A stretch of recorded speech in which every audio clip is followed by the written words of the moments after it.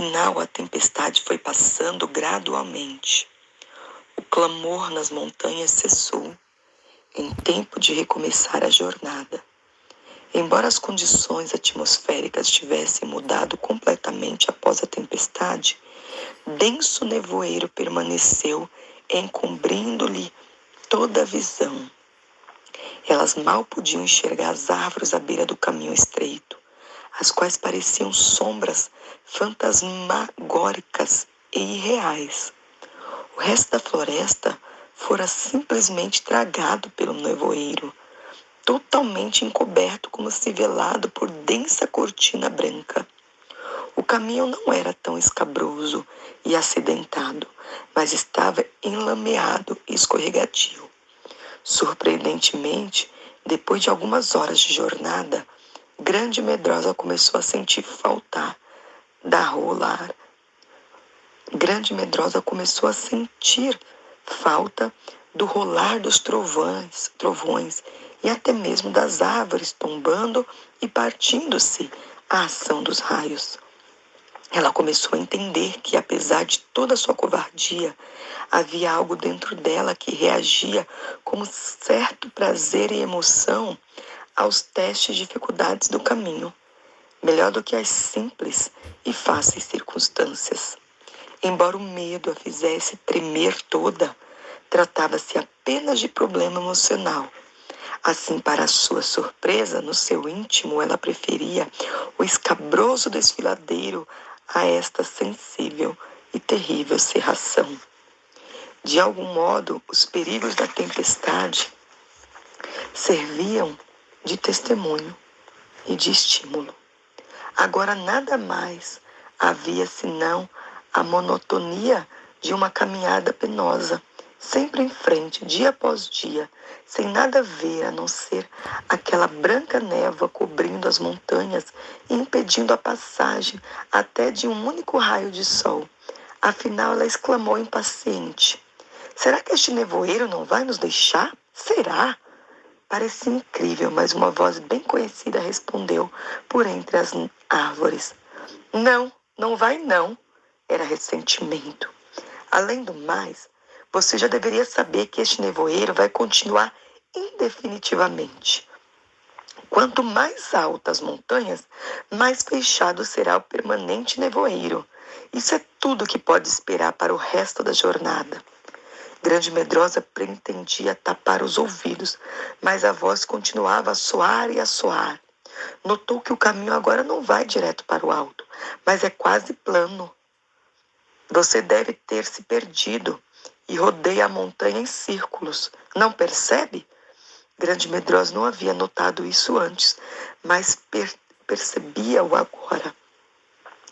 Elas não subiam, simplesmente moviam-se ao longo da encosta, um pouco para cima e um pouco para baixo, sendo que as descidas pareciam até mais frequentes. Seria o caso de estarem gradualmente descendo e não subindo? No denso nevoeiro era impossível saber a verdade. Descobriu que havia perdido todo o senso de orientação. Ao perguntar às companheiras sobre o que pensavam do assunto, elas responderam sem rodeio que estavam no caminho certo, o caminho indicado pelo pastor, e que ninguém as persuadiriam a desviar-se dele, dando a entender que Grande Medrosa não devia ter prestado atenção às sugestões de ressentimento. Mas insistiu ela petulante: vocês não acham que nos perdemos neste nevoeiro? O pastor disse que nos levaria para o alto, e como veem, não é para lá que caminhamos. Estamos rodeando a encosta da montanha. Deveria haver um caminho direto para cima, o qual talvez não tenhamos notado por causa do nevoeiro. Como única resposta, elas disseram que sabia por onde estavam indo e que isso era melhor do que ouvir qualquer sugestão de ressentimento. Nesta hora, a voz de amargura surgiu clara. Vocês deveriam voltar um pouco e investigar o caminho em vez de insistir em avançar, o que pode provar ser o caminho errado e que as faz andar em círculos. Tristeza e sofrimento não lhes deram ouvido, mas infelizmente Grande Medrosa o fez, e disse ainda com mais petulância: acho que deveríamos considerar a sugestão. Talvez fosse melhor voltar um pouco e ver se na realidade não perdemos o caminho. Não tem sentido andar em círculos, o que não nos leva a parte alguma. A isto responderam: bem, se estamos andando em círculo, por certo chegaremos, afinal, ao lugar onde começamos a desviar. E se conservarmos os olhos bem abertos, descobriremos o caminho que deixamos para trás. Isso se realmente toda essa conversa não passa de simples imaginação de amargura. Coitadinha de vocês, veio a voz sussurrante de autopiedade, através do nevoeiro. É tão desagradável estar sob a guarda de criaturas tão obstinadas. Pense no tempo perdido, andando sem saber para onde ir. Caminhando, dia após dia, sem orientação, quando pelo tempo já deveria estar chegando nos lugares altos. Assim eles continuaram sussurrando e falando do meio da neblina, que a tudo envolvia de modo terrível e assustador. Ela não devia dar-lhe ouvidos, é claro, mas o nevoeiro era tão cerrado e o caminho tão monótono que, mesmo contra a vontade, ela atendia a esse desejo do coração. Sofrimento firme seguia na frente e tristeza do mesmo modo, a retaguarda, pois assim impediriam grande medrosa de voltar atrás. Mas ela começou a coxear, a escorregar e a tropeçar de modo mais intenso do que em qualquer outro estágio da jornada. Todas essas dificuldades deixavam-na mal-humorada e até intratável. É verdade que depois de cada tropeção, ela, com consciência dolorida, desculpava-se desconsolada às suas companheiras, mas isso não a livrara de outros escorregões. Na verdade, elas atravessaram uma fase terrível. O nevoeiro, em vez de se dissipar, tornava-se mais e mais denso, e o ar mais frio e mais triste do que nunca. Afinal, uma tarde, quando a única coisa que poderia descrever seu progresso eram a lama, a umidade, os constantes escorregões e os tropeções ao longo do caminho, ela decidiu cantar. Convém salientar aqui que Grande Medrosa não possuía o dom de uma voz doce e agradável, bem como de um belo rosto. É verdade que gostava de cantar, especialmente junto com o pastor, quando acompanhava na tonalidade certa. Quase bem, poder-se-ia dizer, mas sozinha o resultado era desastroso. Entretanto, o nevoeiro continuava tão denso e ela ficava tão enrijecida que sentiu a necessidade de fazer algo no sentido de alegrar-se e afastar-se de si o sussurro das vozes espectrais vindas de entre as árvores.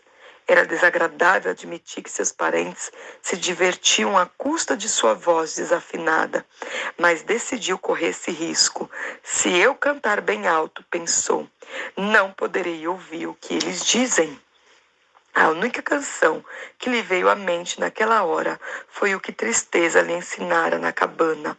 Apesar de parecer singularmente inadequada, ela trêmula ergueu a voz e cantou. Quão formosos são teus pés, linda filha da princesa, que se movem a correr, como água em correnteza. Nem gazela da montanha, nem a serva ou veado, de alçá-lo é capaz. Todos ficam para trás. Cantares 7:1. Houve perfeito silêncio quando ela cantava. As altas e provocantes vozes dos inimigos cessaram de vez. É uma boa ideia, pensou Grande Medrosa, cheia de júbilo. Eu deveria ter descoberto isso antes. É uma maneira de tapar os ouvidos às palavras dos inimigos, melhor do que com algodão. E parece realmente que vejo pequena abertura no nevoeiro de adiante. Que lindo! Cantarei a estrofe de novo. E assim fez. Que é isso, Grande Medrosa? Perguntou-lhe uma voz em tom alegre. Nunca ouvi essa canção antes. Onde a aprendeu? Ali, com um sorriso especial, Aproximava-se dela o próprio pastor. É impossível descrever com palavras a alegria de Grande Medrosa ao vê-lo, naquele terrível caminho da montanha, envolvida pelo nevoeiro e onde tudo parecia gelado e úmido.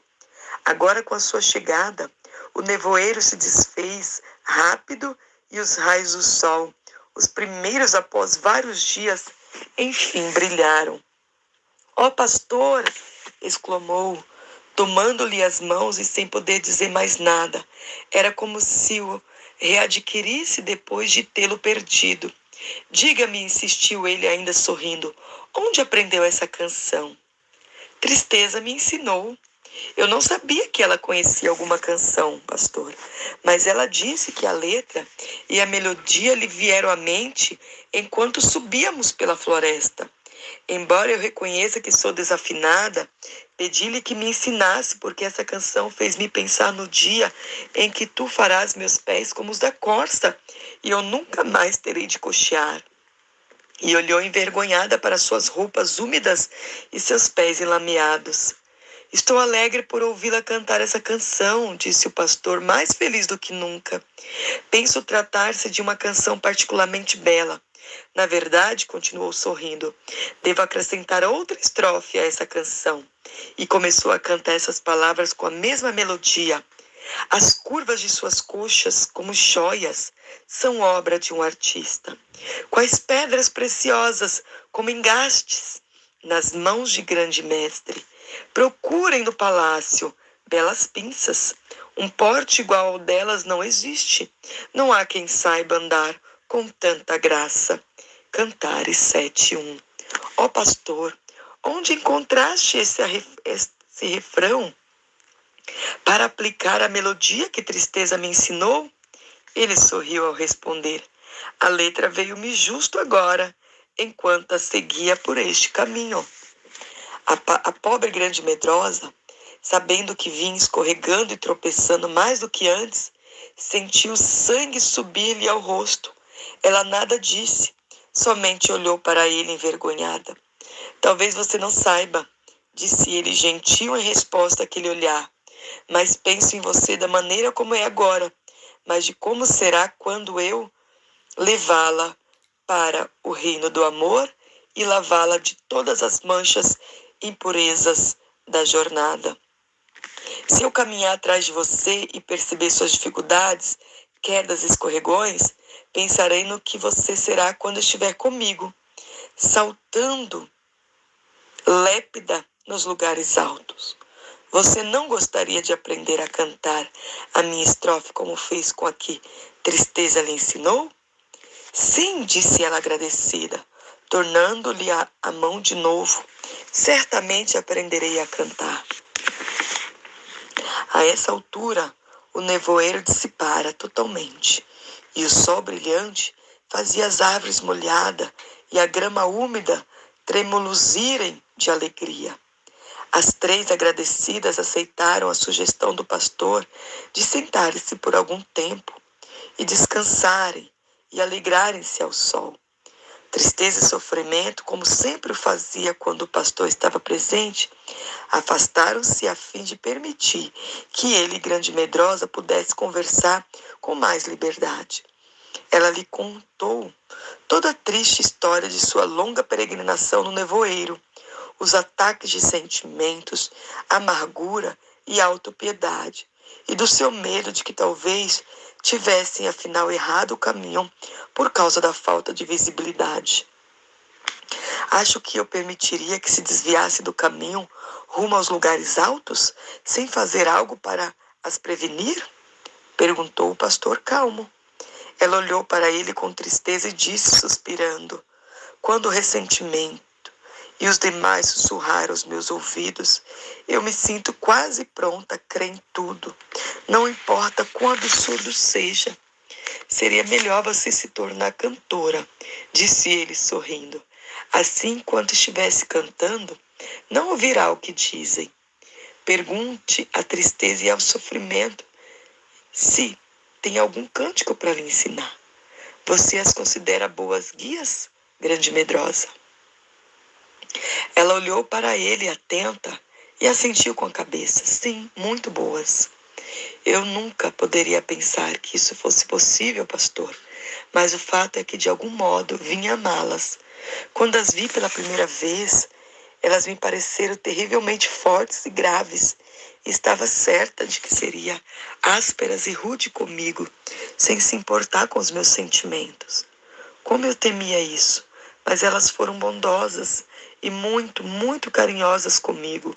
Acho até que elas aprenderam a ser gentis e pacientes ao ver a tua bondade e meiguice.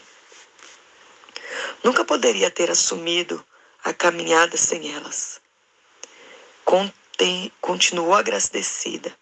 E a coisa mais interessante é que gostam de ajudar uma pequena feia e aleijada como eu. Elas querem realmente guiar-me para os lugares altos. Não só por ser essa a ordem que lhe deste, mas também porque elas querem realmente que uma covarde como eu seja transformada. Sabes, pastor, faz grande diferença em meus sentimentos com relação a elas o fato de nunca mais olhá-las com medo, mas como amigas interessadas em ajudar-me. Sei que pode parecer ridículo, mas às vezes sinto que me amam e querem ir comigo de livre e espontânea vontade. Ao terminar de falar, olhou para o rosto do pastor e surpreendeu-se ao vê-lo tentando evitar o sorriso. Sem nada dizer por um momento, ele se voltou para as guias. Grande Medrosa acompanhou-o com o olhar. Afastadas dele, as guias não sabiam que estavam sendo observadas. Assentadas bem juntas, com seus véus jogados para trás, elas olhavam além para as montanhas dos lugares altos. Grande Medrosa não podia ver-lhe o rosto, pois estavam de costas, mas admirou-se pelo fato de aparecerem agora mais altas e fortes do que no dia em que as viu pela primeira vez, aos pés da montanha. Havia algo de indescritível majestade nas pessoas delas naquele momento, e uma espécie de radiante expectação em sua atitude. Elas conversavam rapidamente, em voz tão baixa que não se podia entender uma só palavra. Seria possível? Sim, era. Elas estavam rindo. Que conversavam sobre algo divertido, não havia dúvida. O pastor observou-as por alguns momentos em silêncio, e então virou-se para a Grande Medrosa. Seus olhos sorriam, mas ela falou grave. Sim, creio que você tem razão. Elas parecem gostar da tarefa, e talvez sinta até afeição por aquela a quem serve. Riu alto. Tristeza e sofrimento deixaram cair rápido o véu sobre o rosto e olharam ao redor para ver o que estava acontecendo. Mas o pastor tinha algo mais a dizer antes de lhe ordenar a continuação da jornada. O sorriso morreu no rosto do pastor ao perguntar muito sério: você me ama ao ponto de confiar em mim completamente, Grande Medrosa? Ela olhou para ele de modo como fazia cada vez que sentia estar sendo preparada para um novo teste. E então respondeu: tu sabes o quanto te amo, pastor. Eu te amo tanto quanto meu pequeno coração é capaz de amar. Tu sabes o quanto mais eu desejo amar-te, o quanto mais eu desejo confiar em ti. Deseja confiar em mim, mesmo que tudo neste grande mundo pareça dizer-lhe que a tenho decepcionado sempre? Claro que sim, disse perplexa, olhando para ele. Tenho certeza que sim, pois de uma coisa sei, e é bem verdade. É impossível que mintas. É impossível que me decepciones. Muitas vezes eu sei, tenho me atemorizado diante do que me pedes, acrescentou um tanto envergonhada, mas nunca pode duvidar de ti. O medo que sinta de mim mesma, nunca de ti. E mesmo que todos no mundo me digam que me tens decepcionado, eu saberia ser isso impossível. Ó pastor, implorou, não penses que eu duvido de ti, mesmo nas horas de maior temor, covardia e fraqueza. Tu sabes que confio em ti. No fim de tudo, estou certa de poder dizer que a tua benignidade me fez grande. Ele não disse por um pouco, somente baixou os olhos com ternura. quase com piedade, para a figura agora ajoelhada a seus pés. Então, depois de algum tempo, disse com muita calma: Grande medrosa, suponho que eu realmente venha decepcioná-la? E daí? Era agora a vez de ela se calar, tentando imaginar essa coisa impossível sugerida por ele. E como lhe responder? E daí? Aconteceria, porventura, de nunca mais poder confiar nele? De nunca mais o amar de novo? Teria ela de viver no mundo sem o pastor, somente com a imagem de um lindo sonho desfeito? Sentir-se decepcionada por uma pessoa de quem jamais esperaria tal coisa? Perdê-lo? De repente, caindo num doloroso choro, ela olhou diretamente para o rosto e disse: Meu Senhor, se quiseres decepcionar-me, pode fazê-lo. Isso não fará diferença. Devo amar-te enquanto eu viver. Não posso viver sem te amar.